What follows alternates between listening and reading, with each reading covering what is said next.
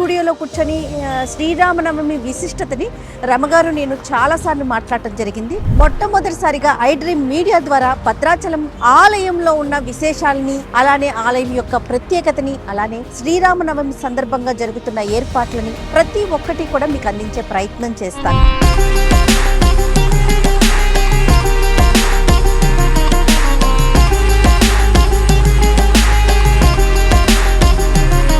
భద్రాచలం వచ్చేసాము, గోదావరి తీరాన్ని ఉన్నాము. బాగుంది కదా? బాగుందండి.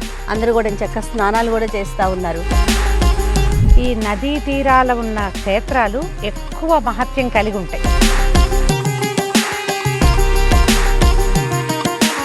శ్రీరామనవమి దేశమంతా చేసుకుంటాం. అయితే ప్రత్యేకంగా తెలుగు వారికి ఏంటంటే పుట్టినరోజు పండుగ నాడే పెళ్లి పండుగను కూడా జరుపుకునే విధానం మనకు ఉన్నది. కాబట్టి తిరుకళ్యాణ బ్రహ్మోత్సవాలు జరుగుతున్నాయి భద్రాచలంలో. సీతారామ కళ్యాణం విశేషంగా జరుగుతుంది.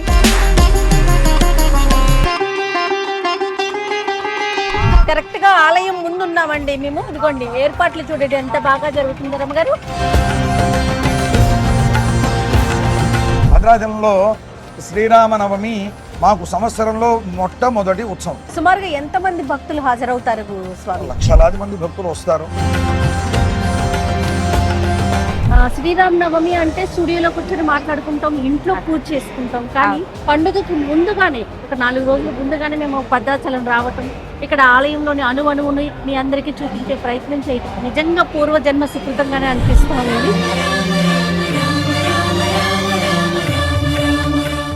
అందరికీ నమస్తే అండి, నేను మీ జయ. ఈ నెల 27వ తారీఖున శ్రీరామనవమి ఉంది. ఈ సందర్భంగా నేను రమగారు మొట్టమొదటిసారిగా భద్రాచలం బయలుదేరామండి. హైవే మీద ఉన్నాను. హైదరాబాద్ నుంచి సుమారుగా 310 కిలోమీటర్లు ఉంటుంది. ఇక రాముల వారి కళ్యాణం చూడటానికి 2 కళ్ళు చాలవని చెప్పుకోవాలి. అంగరంగ వైభవంగా పందిళ్ళు వేసి 1 నెల రోజులు ముందు నుంచే కూడా అన్ని కార్యక్రమాలు మొదలవుతాయి. ఇది చూడటానికి దేశ విదేశాల నుంచి కూడా చాలామంది భక్తులు తరలి వస్తుంటారు. అలానే ప్రభుత్వ లాంఛనాలతో స్వామివారికి పట్టు వస్త్రాలను సమర్పించడం కూడా మనం విశేషంగా చూస్తాం. ఎప్పుడు కూడా స్టూడియోలో కూర్చొని శ్రీరామనవమి విశిష్టతని రమగారు నేను చాలాసార్లు మాట్లాడటం జరిగింది. మొట్టమొదటిసారిగా ఐ డ్రీమ్ మీడియా ద్వారా భద్రాచలం ఆలయంలో ఉన్న విశేషాలని, అలానే ఆలయం యొక్క ప్రత్యేకతని, అలానే శ్రీరామనవమి సందర్భంగా జరుగుతున్న ఏర్పాట్లని ప్రతి ఒక్కటి కూడా మీకు అందించే ప్రయత్నం చేస్తాను. అయితే ఈ క్షేత్రాన్ని దక్షిణ అయోధ్య అని కూడా అంటారు. ఇది గోదావరి నది ఒడ్డున కొలువై ఉన్నటువంటి పుణ్యక్షేత్రం అన్నమాట. రండి, రమగారు కారులో ఉన్నారు. హలో రమగారు. హాయ్ జయ. నేను చెప్పాను మనం ఎక్కడికి వెళ్తున్నామని చెప్పేసి మన ప్రేక్షకులందరికీ కూడాను. సో భద్రాచలం శ్రీరామనవమి సందర్భంగా నవమికి 4 రోజుల ముందు మనం భద్రాచలం వెళ్ళగలగటమే అదృష్టం. అవునండి. మనకు కలిగిన అదృష్టాన్ని మన ప్రేక్షకులు కూడా పంచగలగటం ఇంకా అదృష్టం. కాబట్టి మా అదృష్టాన్ని మీరందరూ పంచుకోండి. రైట్. ఓకే రమగారు, స్టార్ట్ చేసేద్దామా? మోదమా? బాగు.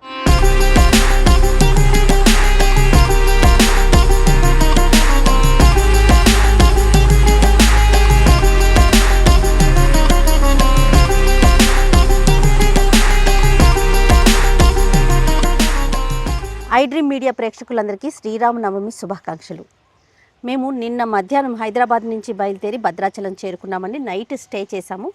మార్నింగే రెడీ అయ్యి ఆలయానికి వెళ్ళే ప్రయత్నంలో ఉన్నాము. అయితే ఈలోపు ఇక్కడ కొన్ని విషయాలు మాట్లాడుకుందాము. మన రాముల వారి కళ్యాణం గురించి, ఏర్పాట్ల గురించి ఇవన్నీ కూడా మాట్లాడుకుందామని చెప్పేసి నుంచున్నాం. ఏం రామగారు? దక్షిణ అయోధ్య మంత్రాలు వినిపిస్తున్నాయి. సంగీతం వినిపిస్తుంది. గాలిలోనే గాలంతా రామమయంగా ఉంది.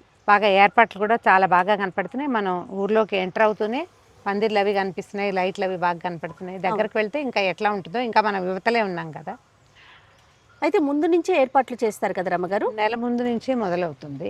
ఇంచుమించుగా హోలీ పండుగ అప్పటి నుంచే స్టార్ట్ చేస్తారంటే మనకి తలంబ్రాలకి వాటికి చుట్టుపక్కల గ్రామాల నుంచి వస్తాయి బియ్యం, తలంబ్రాల ధాన్యం వస్తుంది కదా. వీటిని గోటితోటి ఒలుస్తారు. అది ముందు నుంచి పద్ధతిగానే ఉంది.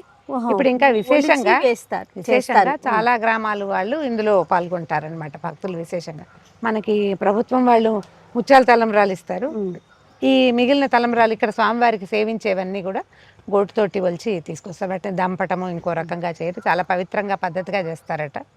అదొకటైతే శ్రీరామనవమి దేశమంతా చేసుకుంటాం. ప్రతి పల్లెలోనూ రాముల వారికి పుట్టినరోజు పండుగ చేస్తాం. అయితే ప్రత్యేకంగా తెలుగు వారికి ఏంటంటే పుట్టినరోజు పండుగతో పాటు పెళ్లి పండుగ కూడా చేసుకోవటము చాలా రామదాసు గారు ఏర్పరిచిన విధానంగానే చెప్తారు. మన దగ్గర చూసి ఇప్పుడు అన్ని చోట్ల మొత్తం తెలుగు తాట అన్ని చోట్ల కూడా సీతారామ కళ్యాణం చేసుకుంటారు. సీతా కళ్యాణ ఘట్టమే చాలా విశేషమైంది. ఆ శివధనుర్భంగము, ఆ బాలరాముడు లక్ష్మణుడితో కలిసి అక్కడికి రావటము, ఈ కథా విశేషాన్ని గనక ఈ రోజున మనం కళ్యాణం రోజున చదువుకుంటే ఆడపిల్లలకి పెళ్ళిళ్ళు కాకపోయినా మగపిల్లలకి ఎప్పటికీ పెళ్ళిళ్ళు కావట్లేదని అనిపించినా కూడా సీతా కళ్యాణంలో పాల్గొనటం కానీ సీతా కళ్యాణ ఘట్టం చదువుకోవటం కానీ వినడం కానీ విశేషమైన ఫలితాన్ని ఇస్తుంది. అవును. భద్రాచలం లాంటి అద్భుతమైన క్షేత్రాన్ని జీవితంలో ఒక్కసారైనా చూడాలి. మొత్తం మన తెలుగు వాళ్ళందరూ కూడా జీవితకాలంలో ఒక్కసారైనా భద్రాచల దర్శనం చేయాలి. అయితే అక్షితలు కూడా మనకి ఊర్లలో ఉన్న వారికి కూడా దూర ప్రాంతాల్లో ఉన్న వారికి కూడా పంపిస్తున్నారు. వాటిని జాగ్రత్తగా దాచుకొని ఉంచుకుంటాం కదా రమణ. నా దగ్గర 20 ఏళ్ల నాటి అక్షతలు కూడా ఉన్నాయి జయ. ఏటా వచ్చినవి కొన్ని ముత్యాలు కాసిన బియ్యము వస్తాయి. ఆ బియ్యం కాస్త అటు ఇటు కదులుతుంది అని అనిపించినప్పుడు పక్షులకు పెడతాను. అట్లా ఇన్ని ముత్యాలు నా దగ్గర ఉన్నాయి. ఎవరు వచ్చినా నాకు అవి పట్టుకొస్తారు. 2-3 నుంచి వస్తున్నాయి. వస్తున్న ముత్యాలు మళ్ళీ ఏం చేసినా వాటిని దండగుచ్చి ఇంట్లో ఉన్న ప్రతిమలకు వేసుకుంటూ ఉంటాను అనమాట. మా దేవుడి మందిరంలో నువ్వు చూసావు కదా ముత్యాల దండ ఉంది. భద్రాచలం నుంచి వచ్చిందేనా? కానీ మన వెనకాల ఘట్టం చూడండి, శబరి ఆయనకి తినిపిస్తోంది అనుకుంటాను కదండి, పళ్ళిస్తోంది. అంటే ఇక్కడ ఒక ప్రత్యేకత ఉంది.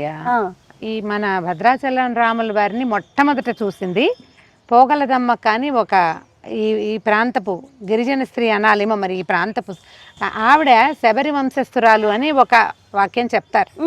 ఆవిడ కూడా అట్లాగే ఈ అడవుల్లో తిరిగే వాళ్ళకి ఆ పుట్టలో రామనామం కనపడి ఆవిడకి పుట్టలో ఉన్న రాముల వారిని చూసి గోదావరి నీటితో అభిషేకం చేసి పుట్టలో నుంచి బయటికి తీసుకొచ్చింది.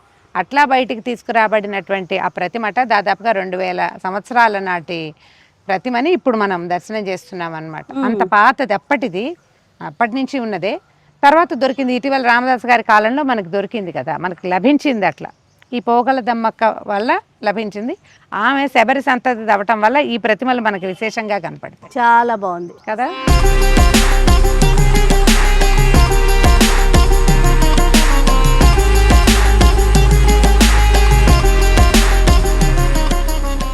భద్రాచలం వచ్చేసాము, గోదావరి తీరాన్ని ఉన్నాము. బాగుంది కదా, బాగుందండి. అందరూ కూడా చక్కగా స్నానాలు కూడా చేస్తా ఉన్నారు. రాములు వారి కళ్యాణం కోసం వచ్చిన వారు అంటే తిలోదకాలు కూడా ఇస్తున్నట్టు అనిపిస్తా ఉంది రమ్మగారు. గోదావరి నది తీరంలో ఏదైనా చేయొచ్చు కదా, నది పుణ్య స్నానాలు చేస్తారు. తిలోదకాల కోసం వచ్చిన వాళ్ళు ఈ సమయం అవసరమైంది అనుకో, అలా వచ్చిన వాళ్ళు ఎలాగో వచ్చాం కదా ఈ పని చేద్దాం అనుకునే వాళ్ళు, అంటే ఏ కారణంతో వచ్చిన పని చేసుకునేవాళ్ళు. కాకపోతే ఒకటి ఉంది, ఇప్పుడు రాముల వారి కళ్యాణం కోసం వచ్చేవాళ్ళు కళ్యాణం దగ్గరలో ఉంది కదా, కళ్యాణం నాటికి రాలేకపోతే ఒకవేళ టికెట్లు దొరకపోయినా అప్పుడు జనసమర్థం ఎక్కువగా ఉంటుంది, ఉండలేము, రూములు దొరకలేదు లేదా దొరకవు, ఆ భయాలు ఉన్నవాళ్ళు ఈ వారం 10 రోజుల ఉగాది పండుగ నుంచి మొదలు పెట్టుకుని యాత్రికులు వస్తూనే ఉంటారు. కళ్యాణానికి సిద్ధమవుతున్న రాముల వారిని చూడడానికైనా వచ్చిన వాళ్ళు చాలా మంది చక్కగా నది స్నానం చేశారు. కాకపోతే ఎక్కువ లేవు గోదావరిలో, నీరు తక్కువ ఉంది. అయితే ఏ ప్రముఖ పుణ్యక్షేత్రం చూసినా కూడా నది ఒడ్డునే ఉంటాయి కదా రమ్మగారు. ఈ నదీ తీరాల ఉన్న క్షేత్రాలు ఎక్కువ మహత్యం కలిగి ఉంటాయి. భగవంతుడు స్వయంభూవులుగా వెలిసినవి చాలా క్షేత్రాలు. మన నరసింహస్వామి క్షేత్రాలు కొన్ని కొండల్లో ఉన్నాయి. ఇప్పుడు మన ధర్మపురి అవి గోదావరి నదీ తీరంలో ఉంది. కొండల్లో ఉన్నవి, నదీ తీరాలు ఉన్నవి, వీటికి ప్రత్యేకత ఎక్కువ ఉంటుంది. ఇప్పుడు నది అంటే ఏమిటి? జలం. అవును, నీరు జీవాన్ని తీసుకెళ్తుంది.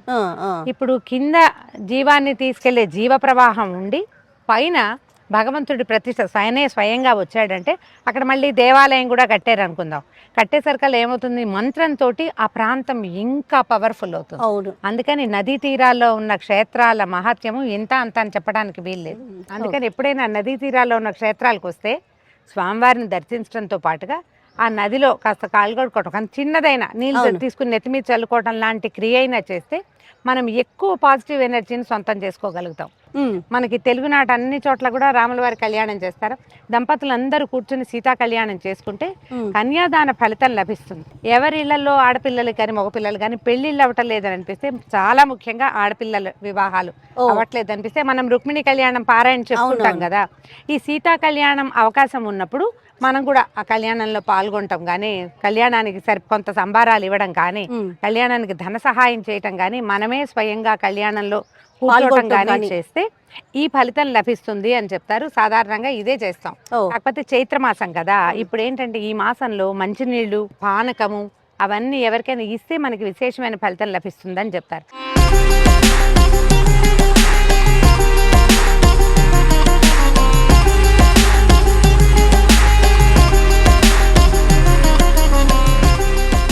కరెక్ట్ గా ఆలయం ముందు ఉన్నామండి మేము. ఇదిగోండి ఏర్పాట్లు చూడండి ఎంత బాగా జరుగుతుంది రమ్మగారు. ఎంట్రన్స్ అంటే చూడండి చక్కగా గంటలు పెట్టి చాలా బాగా కడుతున్నారు కదా ప్రాకారం. ఆ పక్కంతా చాందినీలు కడుతున్నారు చూడు. అంటే ఇది ఇవి బాగుంది చూడండి ముందు. ఇది చాలా అందంగా ఉంది. టెంపుల్ థీమ్ లో చేశారు. ఆ ఫీల్ కనిపిస్తా ఉంది చూడండి. అందుకని ఏనుగులు, గంటలు, ఆ, ఆ. రామదాస్ గారి విగ్రహం కూడా ఉంది. రామదాస్ గారి విగ్రహము చాలా బాగుంది. ఏర్పాట్లు అయితే బాగా ఉన్నాయి అన్ని చోట్ల కూడా. ఇదిగో మండపాల కోసం, కళ్యాణ మండపం కోసం, పందిరి వేయటం కోసం మొత్తం అంతా రెడీగా అదే చేసుకుంటారు. ఇప్పుడు పైప్స్ ఉన్నాయి. అది చూడు అక్కడ చాందిని లాగా కట్టారు కదా. ఈ తెల్లటి ఉంటే ఏమవుతుందంటే ఎండ తక్కువ ఉంటుంది. ఓకే. అందుకని చాందినీలు తెల్లటివి కడతారు. అంచలు వెంబడేమో రెడ్ గ్రే బ్లూ వేశారు. ఇది వరకు చలువు పందిళ్ళు అనేవాళ్ళు రమ్మగారు. అవునంటే అప్పుడు తాటాకు పందిళ్ళు వేసేవాళ్ళు. తాటాకు పందిరే చలువ పందిరి అంటే. ఒక్కసారి లోపలికి వెళ్ళి లోపల ఎలాంటి ఏర్పాట్లు జరుగుతున్నాయి, చూద్దాం. అలానే శ్రీరామనవమి యొక్క విశిష్టత అవన్నీ కూడా ఆలయం లోపలే చెప్పుకుందాం రమ్మగారు.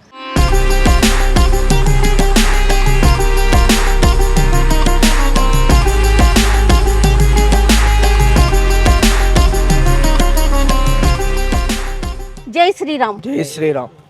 ఎక్కడి నుంచి వస్తున్నారు? మాల యొక్క విశిష్టత ఒక్కసారి. మేము మెదక్ డిస్టిక్ చేగుంట మండల్ పెద్దసనూరు అన్న గ్రామ పంచాయతీ నుంచి వస్తున్నాము. మాచిన్పల్లి అనే ఒక గ్రామంలో హనుమాన్ మందిరం దగ్గర మేము మాల దీక్ష ధరించాము. మేము ఫిబ్రవరి 18న 41 రోజు దీక్ష ధరించడం జరిగింది. రామయ్య దర్శనం చేసుకుందామని వచ్చి మేము కొండగట్టులో ఏప్రిల్ 2న ఇదంతా కాలినడకనే సాగుతుందండి. ఎట్లాగా? ఇదంతా మేము ఈడికైతే రామయ్య దగ్గరికి మేము కారులోనే వచ్చాము. మేము కొండగట్టుకి మా ఇంటి దగ్గర మా ఉండే సన్నిధి దగ్గర నుంచి మేము కొండగట్టుకు పాదయాత్రను వెళ్తాం. దీక్ష యొక్క విశిష్టత ఏంటి? మనకు దేవుని మీద ఒక నమ్మకం. దేవుడు ఏమైనా సమస్యలు ఉంటే, ఏమైనా బాధలు ఉంటే దేవుని దగ్గర తీర్చుదామని దేవుని మీద ఒక నమ్మకం తోటి మేము దీక్ష ధరించడం జరుగుతుంది. ప్రతి ఏటా తీసుకుంటాం. రైట్ అండి, చాలా సంతోషం. జై శ్రీరామ్. జై శ్రీరామ్.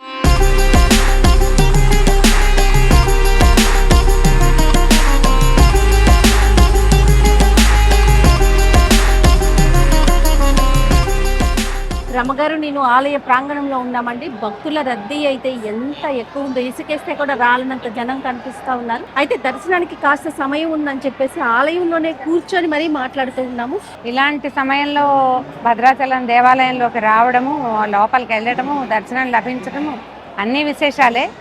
ఆ విశేషాలతో పాటు మరిన్ని కొత్త కొత్త విశేషాలు ఏమైనా తెలుసుకుని మీకు తెలియజేస్తాం. రైట్. అంటే ఇంతవరకు ఎప్పుడు కూడా ఎక్స్పీరియన్స్ చెయ్యిందండి ఇది. ఎప్పుడు కూడా శ్రీరామనవమి అంటే స్టూడియోలో కూర్చొని మాట్లాడుకుంటాం, ఇంట్లో పూజ చేసుకుంటాం. కానీ పండుగకు ముందుగానే ఒక 4 రోజుల ముందుగానే మేము భద్రాచలం రావటం, ఇక్కడ ఆలయంలోని అణువుని మీ అందరికీ చూపించే ప్రయత్నం చేయటం నిజంగా పూర్వజన్మ సుకృతంగానే అనిపిస్తూ ఉంది.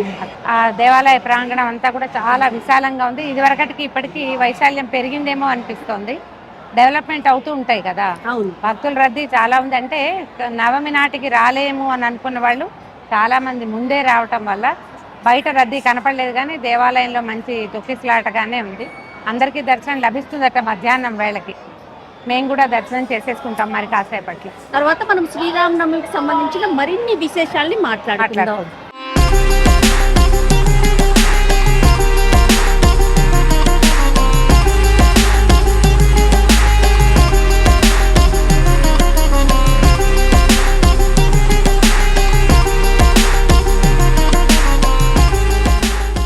ఎంత జన్మ ధన్యం అంటే మాటల్లో చెప్పలేమండి. నాది కొని రమగారి గారి అనుభూతి. ఎప్పుడు కూడా నేను పదే పదే ఇదే మాట చెప్తూ ఉన్నాను. స్టూడియోలో కూర్చొని గత కొన్ని సంవత్సరాల నుంచి శ్రీరామనవమి విశిష్టతని రకరకాల వీడియోల రూపంలో మీ అందరికీ అందించాము. అయితే ఈరోజు స్వయాన భద్రాచలంలో రాముల వారి సన్నిధిలో కూర్చొని మాట్లాడుకునే అవకాశం ఆ భగవంతుడు మాకు కల్పించాడు. అత్యద్భుతమైన దర్శనమైంది. ఇంత ఎక్కువ హడావిడిగా ఉన్న సమయంలో స్వామివారికి ఎదురుగా కూర్చుని చక్కగా అత్యద్భుతమైంది 10 నిమిషాల పాటు. అవును. నేను ఎన్ని శ్లోకాలు చదివేసుకున్నాను, ఎన్ని స్తోత్రాలు చదివాను, కన్నుల పండగగా చూసావు, చాలా అద్భుతమైన దర్శనం అయింది. రైట్ రమగారు, శ్రీరామనవమి విశిష్టత. దేశమంతా రాముల వారి పుట్టినరోజు చేసుకుంటారు. ఒక్కొక్క రాష్ట్రంలోనూ ఒక్కొక్క రకంగా చేస్తారు. మనకి ఈ తెలుగు నేల మీద భద్రాచలంలో, తెలంగాణ రాష్ట్రంలో ఉంది భద్రాచలం. ఇక్కడ విధానం ఏంటంటే పుట్టినరోజు నాడు రాముల వారికి పెళ్లి పండగ నిర్వహించడం కూడా. అంటే కొన్ని చోట్ల ఈ సమయంలోనే వివాహం అయిందని కూడా చెప్తారట. అంటే అభిజిత్ లగ్నంలో అయ్యిందని. అదే అభిజిత్ లగ్నం ఇప్పుడు కూడా ఏంటంటే 12 గంటల తర్వాత కదా చేస్తారు. ఈ దేవాలయాన్ని నిర్మించిన కంచర్ల గోపన్న గారు మనకి రామదాసుగా ప్రఖ్యాతిగాంచినటువంటి భక్తాగ్రగణ్యులు, వారి ఏర్పాటు ప్రకారము స్వామివారు అంతరాలయంలో లోపల ఉన్న అన్ని కళ్యాణాలు దేవాలయంలో జరుగుతాయి. ఇక్కడ రాముల వారి కళ్యాణం మాత్రం బయట, బయట కళ్యాణం చేసే విధానాన్ని గోపన్న గారే ప్రవేశపెట్టారు. అంటే అందరూ చూడాలన్న ఉద్దేశం ప్రజలకి అందుబాటులో ఉండటం కోసం స్వామి ఊరేగి అందరికి లోక కళ్యాణం కోసం బయట కళ్యాణం అనే విధానం వల్ల ఈ బయటే కళ్యాణం జరుపుకోవటం వల్ల ఏంటంటే మనం అందరం ప్రజలంతా చూడగలుగుతారు. ఇప్పుడు దేవాలయం లోపల కళ్యాణం జరిగితే ఎట్లా చేయగలుగుతాము? ఇరుకు జనానికి అందరికి అవకాశం లభించదు. కాబట్టి స్వామి వేంచేపుగా బయటకు వస్తారు, ఊరేగింపుగా బయటకు వచ్చి బయట వేంచేపు చేయించి అక్కడ కళ్యాణం జరిపించడం ఇక్కడ విధానంగా కనపడుతుంది. మనకి రామాలయాల్లో అన్ని చోట్ల రాముల వారు కోదండం ధరించి కనిపిస్తారు. మానవావతారంగా వచ్చినటువంటి విష్ణుమూర్తి మానవుడుగా ఎలా సంచరించాడో చెప్పేటువంటి రామాయణంలో ఎట్లాంటి స్వరూప వర్ణన కనపడుతుందో అదే స్వరూపంతో మనం అన్ని చోట్ల చూస్తాం. భద్రాచలం ప్రత్యేకత ఏంటంటే స్వామివారు చతుర్భుజ నారాయణమూర్తిగా దర్శనమిస్తారు. శంఖచక్రాలు ధరించి, తర్వాత కోదండము, అస్త్రాలు ధరించి మనకి ప్రత్యేకంగా దర్శనమిస్తారు. అమ్మవారు ఎడమ తొడ మీద వామాంక స్థిత జానకి అని చెప్తారు. ఎడమ వైపు తొడ మీద అమ్మవారు కూర్చున్నట్టు, లక్ష్మణ స్వామి కుడివైపు నుంచున్నట్టుగా కనపడుతూ వైకుంఠ నారాయణ స్వరూపంలాగా వైకుంఠ రాముడుగా మనకి దర్శనమిస్తాడు. అన్ని చోట్ల మానవావతార స్వరూపంగా కనపడే రాముడు ఇక్కడ ఒక్క చోట అత్యంత ప్రత్యేకమైన స్వరూపంలో కనపడడం వల్ల స్వయంభువుగా భద్రగిరి అనే చెప్పబడేటువంటి భద్రుడనే భక్తుడి కోరిక మీద స్వామివారు వెలిసి, అది కూడా ఆయనకి ఒక తొందరపాటులో భక్తుడికి దర్శనమిచ్చేయాలన్న దాంతో నారాయణ స్వరూపంగా దర్శనమిచ్చి ఆయన రాముడిగా కోరుకుంటే కోదండము అవి ధరించి కనిపించారని, అందువల్ల శంఖచక్రాలు ఉన్నాయని చెప్తారు. భద్రుడనే భక్తుడిని కరుణించడం కోసం వెలసిన స్వరూపం అవటం వల్ల ఒక భక్తుడి కోసం వెలిసింది. అంటే మనందరి కోసం మళ్ళాంటి వాడే కదా ఆయన. మేరుపర్వతం యొక్క కుమారుడని భద్రగిరి అని చెప్తారు. చిన్న కొండ, ఆ కొండ మీద వెలిసారు. తర్వాత కాలంలో ఎప్పుడో పోగల దమ్మక్క అనే ఒక ఆమెకి, ఒక గిరిజన స్త్రీకి స్వామివారు ఒక పుట్టలో దర్శనం ఇచ్చారు. ఆమె చాన్నాళ్లు సేవించి చేతొచ్చినంత సేవ చేసి ఈ ప్రాంతానికి తహసీల్దార్గా వచ్చినటువంటి రామదాస్ గారికి కంచర్ల గోపన్నగా ప్రఖ్యాతులు అప్పటి వారికి చూపిస్తే ఆయన ఈ దేవాలయాన్ని నిర్మించారు. ఇప్పుడు ఎన్ని సంవత్సరాలు, 300-400 సంవత్సరాలుగా ఇలాగే సేవలు అందుకుంటూ మనకి భారత ప్రభుత్వం మన స్వతంత్రోద్యమం అవి అయిన తర్వాత, మన దేవాదాయ శాఖ అవి ఏర్పడిన తర్వాత ఈ దేవాలయ జీర్ణోద్ధరణ అవి చేసి దేవాలయాన్ని విశాలం చేశారు. 60లో జరిగింది. దానివల్ల మనం ఇంత విశాలమైన దేవాలయాన్ని, అది ప్రాంగణాన్ని చూడగలుగుతాం. కొత్త మెట్లు కట్టడము, ఇవన్నీ అదేంటంటే నది తీర ప్రాంతం కదా, ఇక్కడ వరదలు రావడం లాంటి సమస్యలు ఉన్నాయి ఇక్కడ. అయినా కూడా దేవాలయం గుట్ట మీద ఉండటం, ఎత్తుగా మెట్లు ఉండటం వల్ల దేవాలయానికి ఏ ఇబ్బంది లేకుండా ప్రత్యేకమైన స్వరూపంలో కనపడతారు. ఏ ఉత్సవమూర్తులకైతే మనం కళ్యాణాన్ని చూస్తామో వారిని తీసుకొచ్చింది ఎక్కడి నుంచి? శ్రీరంగం నుంచి తెచ్చారు. అయితే శ్రీరంగం నుంచి స్వామివారిని సేవింపు చేసుకునే వాళ్ళు, ఇక్కడ సేవించుకునే వాళ్ళు. అప్పుడు ఔరంగజేబు తాలూకు దండయాత్రలు అప్పుడు భయపడి స్వామివారిని దాచిపెట్టారట. గోదావరి నదీ తీరంలో దాచేశారు. దాచిన తర్వాత ఏమైంది, స్వామివారి విగ్రహం కనపడకుండా ఈ మూలవరులకి అడ్డంగా ఒక గోడ కట్టేశారట. అర్చకులే చేశారు. ముందు అలాంటి ఒక మూర్తిని ప్రతిష్ఠ చేస్తే ఔరంగజేబు సైనికులు వాళ్ళు ముందున్న మూర్తినే ధ్వంసం చేసి వెళ్ళిపోయారు. వాళ్ళు వెళ్ళిపోయిన తర్వాత మళ్ళీ ఆ గోడను తీసేసి వెనకాల ఉన్న స్వామిని మళ్ళీ సేవించుకోవటం మొదలు పెట్టారు. అయితే గోదావరి వరదల వల్ల మళ్ళీ మా ఉత్సవ వరలని తీసుకురావడానికి వెళ్తే రామలక్ష్మణులు ఇద్దరే లభించారట. 2 విగ్రహాలే లభించాయి. సీతాదేవి విగ్రహం లభించలేదు. దాంతో చాలా దుఃఖపడి ఏం చేయాలి అంటే ఈ భక్తులలో ఒకరికి ఫణిగిరి అనే చోట అక్కడ సీతాదేవి విగ్రహం ఉందని వారిని తీసుకొచ్చి ఇక్కడ పెట్టమని ఆదేశం లభించింది. స్వప్నాదేశమే కలిగిందట. అప్పుడు వీళ్ళు ఫణిగిరి వెళ్ళి ఇక్కడ నుంచి అర్చకులు అమ్మవారిని తీసుకొచ్చుకున్నారు, సీతాదేవిని. ఫణిగిరి నుంచి వచ్చిన సీతాదేవి, శ్రీరంగం నుంచి వచ్చిన రామలక్ష్మణుల విగ్రహాలతోటే ఇప్పటికీ ఉత్సవరులకి సేవ జరుగుతుంది, వారికి కళ్యాణం కూడా జరుగుతుంది. ఆ కళ్యాణమూర్తుల్ని శ్రీరామనవమి రోజున మనం అందరం సేవించుకుంటాం.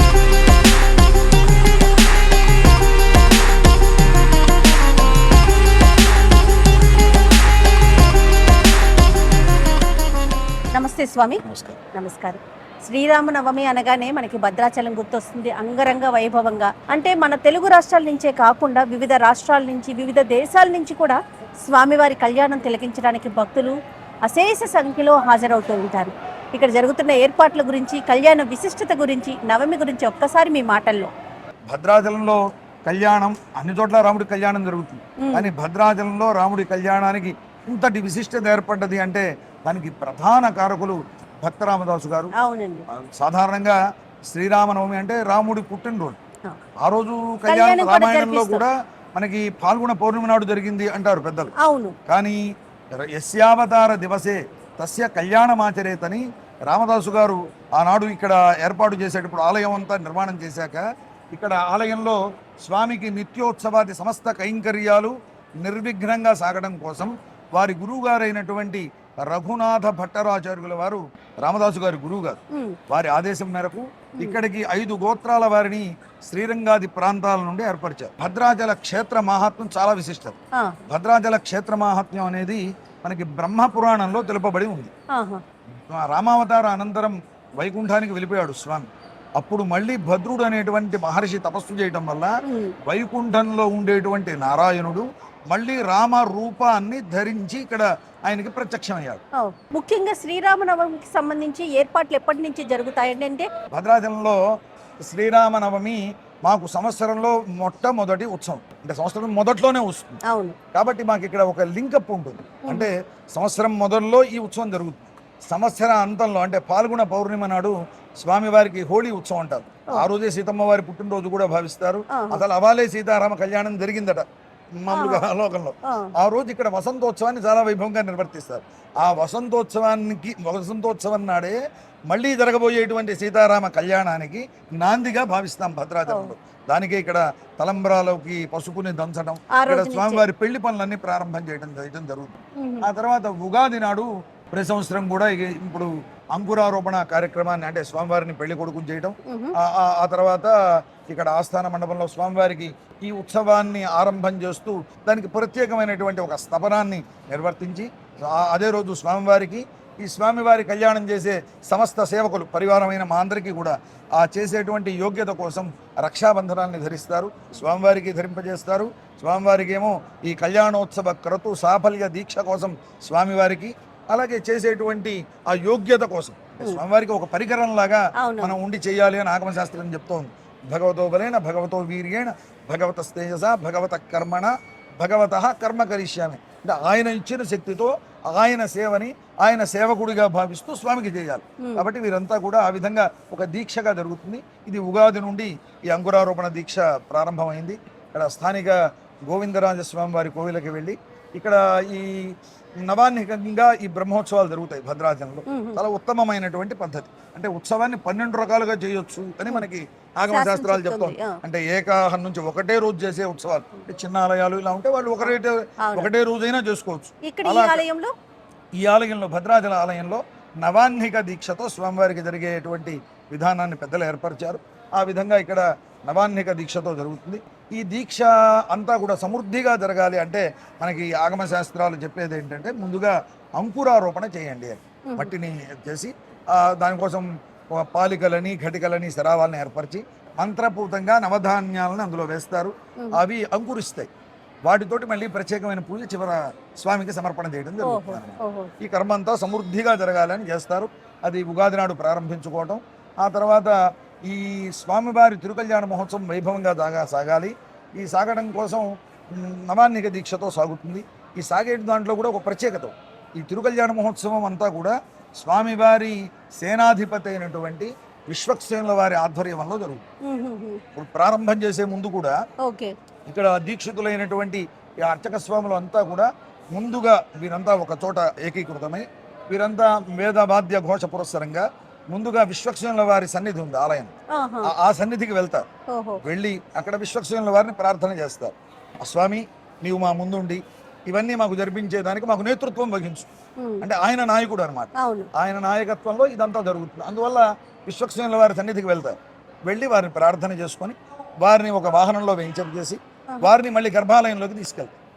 తీసుకొని వెళ్ళాక అక్కడ ఈ దీంట్లో ఉండేటువంటి ఋత్విక్కులు అందరూ, యతీశ్వరులు అందరినీ కూడా ప్రార్థన చేస్తూ స్వామివారి రామచంద్ర స్వామి వారి సమక్షంలో అక్కడ ఒక ప్రత్యేకమైన ఒక ప్రార్థన ఉంటుంది. అంటే ఈ బ్రహ్మోత్సవాన్ని మా చేత నిర్వహింపజేసుకో స్వామి, అంటే నేను చేస్తాను, చేయించుకో అని చెప్పి శ్రీమన్నారాయణ భగవన్ హనుమత్ సీతా లక్ష్మణ భరత శత్రుఘ్న సమేత శ్రీరామచంద్ర అంటూ అర్ణవసేన పుండరీకాక్ష ఇలా ఒక ప్రత్యేకమైన ఒక చూర్ణికని మా పెద్దలు ఏర్పరిచారు. రామదాసు గారి కాలం నుండి ఆరాధనలో ఉన్నటువంటి చూర్ణిక అనమాట. ఏ ఉత్సవం జరిగినా స్వామివారి దగ్గర ఈ చూర్ణిక చెప్పి అప్పుడు ముందుగా విశ్వక్సేనుల వారికి స్వామివారి శేషమాలికని వారికి వేసి స్వామివారి శఠారిని వారికి సమర్పించి అప్పుడు మాకు సంబంధించిన యతులని కీర్తించి వారిని సమక్షంలో ప్రత్యేకంగా ఇక్కడ యాగ మండపానికి కళ్యాణ మండపానికి ఇక్కడ వేయించేసి ఈ దీక్షను అంతా ఇవ్వడం జరుగుతుంది. దాంతో కళ్యాణ పనులన్నీ ప్రారంభమవుతాయి. అంటే ఈ పెళ్లి కొడుకును చేయడం ఈ కళ్యాణ దీక్ష ప్రారంభం. ఆ తర్వాత ఈ దీక్షలో విశ్వక్సేనుల వారి సమక్షంలో ధ్వజారోహణ పురస్సరంగా జరుగుతాయి. ధ్వజారోహణం ఎప్పుడు చేస్తారు? ధ్వజారోహణం అంటే కళ్యాణానికి 2 రోజులు ముందు. అంటే ఇప్పుడు మనం 27వ తారీఖు కళ్యాణం చేస్తున్నాం కాబట్టి 25వ తారీఖు ధ్వజారోహణ చేయడం జరుగుతుంది. మరి ధ్వజం అంటే కేవలం ఒక గరుత్మంతుణ్ణి మనకు ఆగమ శాస్త్రంలో ఎలా వేయమని చెప్పారు. గగనే గమనారంభ పక్ష విక్షేపణాన్వితం అంటూ ఆయన ఆ గాల్లో ఎగరడానికి సిద్ధంగా ఉండేట్టుగా, అష్టనాగులతో కూడి ఉండేట్టుగా, ఏ నాగులకి ఏ రంగు, ఇవన్నీ కూడా మనకి ఇలా ఆగమ శాస్త్రంలో చెప్పారు. ఆ విధంగా వేయాలి. ఆ విధంగా గరుత్మంతుల వారిని వేసి దాన్ని మనం 25వ తారీఖు ధ్వజారోహణ చేస్తాం. దానికి ముందు రోజు ఇక్కడ వేసినటువంటి వారు అర్చక స్వాములకి సంబంధికుల్లో ఒకరు స్థానిక జీయర్ మఠంలో ఈ గరుడోత్సవం అని చెప్పి జరుగుతుంది. అక్కడ నుంచి వేదవాద్య ఘోష పురస్సరంగా ఆలయానికి తీసుకుని వచ్చి స్వామివారికి ఎదురుగుండా సమర్పణ చేసి సర్వేశ్వర జగన్మయ త్వయా యథాతు కథితం తథా శక్తుం తథా కర్తుం అశక్యతే అంటూ నీ చల్లని చూప గరుడపటంపై ప్రసరిస్తే అందులో ఉండే దోషాలన్నీ కూడా హరింపజేయ స్వామి అని స్వామిని ప్రార్థించి ఇక్కడ వైనతేయ ప్రతిష్ఠ జరుగుతుంది. మామూలు విగ్రహాలకన్నిటికీ 5 రోజులు ఎలా జరుగుతుందో ఈ ధ్వజ పటానికి కూడా వివిధ అందులో చెప్పినటువంటి వివిధ ఆగమ శాస్త్రంలో చెప్పిన తీరుతో ఈ వైనతేయ ప్రతిష్ఠ జరుగుతుంది. ఇప్పుడు 24వ తారీఖు రాత్రిపూట 25వ రోజు స్వామివారికి ధ్వజారోహణ గావించడం ప్రతిష్ట పూర్తి తర్వాత కళ్యాణ ఘట్టం మొదలైంది. దాంతో ప్రారంభం. ఇక్కడ అగ్ని ప్రతిష్టాపన జరుగుతుంది. అంటే నవాన్నిక దీక్ష ఆ ధ్వజారోహణతో ప్రారంభం. సంతోషం. అందువల్ల ఇక్కడ ప్రత్యేకత అన్నమాట. ఇవన్నీ కూడా సుమారుగా ఎంత మంది భక్తులు హాజరవుతారు స్వామి? లక్షలాది మంది భక్తులు వస్తారు. మాకు కూడానండి ఎప్పుడు కూడా స్టూడియోలోనే కూర్చొని మాట్లాడుకునే వాళ్ళం. నవమి విశిష్టత ఇవన్నీ కూడా భద్రాచలం వచ్చి స్వామి వారి సన్నిధిలో మాట్లాడుకునే అవకాశం ఆ భగవంతుడి కల్పించాడు. ఛానల్ బయట వల్ల చాలా మంది దూరంగా ఉండేటువంటి భక్తులందరికీ కూడా ఇక్కడ జరిగేటువంటి ఈ క్షేత్ర వైభవాలని, ఎందుకంటే నాడు కేవలం కళ్యాణంలో 3 గంటలు అయితే అక్కడ జరుగుతుంది. ఇవన్నీ తెలుసుకోవడం కూడా కష్టం. ఇందులో తెలుసుకోవాల్సిన అంశాలు చాలా ఉన్నాయి. వాటి కోసం మీరు ముందస్తుగా వచ్చి ఎక్కువ విషయాన్ని జనానికి తెలియజెప్పాలి అనే లక్ష్యంతో మీరు రావడం మిమ్మల్ని కూడా అభినందిస్తున్నాం. ఇలాంటి వారి వల్ల భద్రాచల ఖ్యాతి మరింతగా అంటే ప్రతి వారికి సమగ్రంగా తెలవాలి అని భావిస్తాం. కానీ ఎంత అద్భుతమైన అమోఘమైన ఘట్టం అంటే రమ్మగారు, స్వయాన శ్రీరాములచంద్ర వారి దేవాలయం వెనకాలే కూర్చొని మనం మాట్లాడుకునే అవకాశం మనకి ఈ సంవత్సరం లభించింది. మరి పండుగ రోజు యొక్క విధి విధానాలు, శ్రీరామనవమి యొక్క విశిష్టత ఒకసారి మనం మాట్లాడుకుందాం. ఏం రమ్మగారు? తప్పకుండా. నవమి పండుగ శ్రీరాముల వారి పుట్టినరోజు. అయితే ఎప్పుడో ఎన్నో యుగాల ముందు వాడైన రాముడు మనకి ఆరాధ్య దైవంగా ఉన్నాడు. భారతీయుల ఆరాధ్య దైవం శ్రీరామచంద్రుడు. శ్రీరాముని కథే మనకి ఆరాధ్య గ్రంథం కూడా. రామాయణాన్ని మించిన గ్రంథం లేదు, రాముడిని మించిన దైవము లేదు. అట్లాంటి నేపథ్యంలో మనం ప్రతి సంవత్సరము శ్రీరామనవమి జరుపుకుంటాం. ఎవరికి ఎంత చేతొస్తే అంత. పుట్టినరోజు పండుగ నాడే పెళ్లి పండుగను కూడా జరుపుకునే విధానం మనకు ఉన్నది కాబట్టి అని ఊరూరా మన దగ్గర ఉన్న ప్రతి ఊర్లోనూ కూడా సీతారామ కళ్యాణం విశేషంగా జరుగుతుంది. తిరుకళ్యాణ బ్రహ్మోత్సవాలు జరుగుతున్నాయి. భద్రాచలంలో ఏర్పాట్లు విశేషంగా కనపడుతున్నాయి. ఈ విశేషమైన నేపథ్యంలో మేము ఒకసారి దర్శనం చేసుకుని క్షేత్రంలోనే కూర్చుని ఈసారి శ్రీరామనవమి గురించి మాట్లాడే అవకాశం రావటం నిజంగా మా జన్మ ధన్యమైందని భావిస్తున్నాం. చాలా బాగుంది. అద్భుతం రమ్మగారు. అయితే స్వామివారికి ప్రధానంగా మనము ఈ రోజున పానకము వడపప్పు సమర్పించుకుంటాం. దీని వెనకాల ఉన్న ఆంతర్యం ఏమన్నా ఉందా? చైత్రమాసం వచ్చేసింది. చైత్ర వైశాఖ మాసాలని మధుమాధవ మాసాలు అంటారు. ఈ మధుమాసంలో ఎండలు ముదిరిపోతాయి. ముందొచ్చిన ఉగాది పండక్కి మనము వేపపూత పచ్చడి తిన్నాం. ఇక్కడ ఈ శ్రీరామనవమి పందిళ్లలో మిట్ట మధ్యాహ్నం అయితే కానీ కళ్యాణం జరపం. ఇప్పుడు ఆ మధ్యాహ్నం కళ్యాణం జరిపేటప్పుడు విపరీతమైన దాహంతో బాధపడతారు భక్తులు. అందుకని ఏదైనా ఒక తీయని వస్తువుని స్వామికి నివేదన చేసి అది పుచ్చుకుంటే కనుక దాహం తీరుతుంది, కళ్యాణపు వేడుకల్ని ఆస్వాదించగలుగుతాం.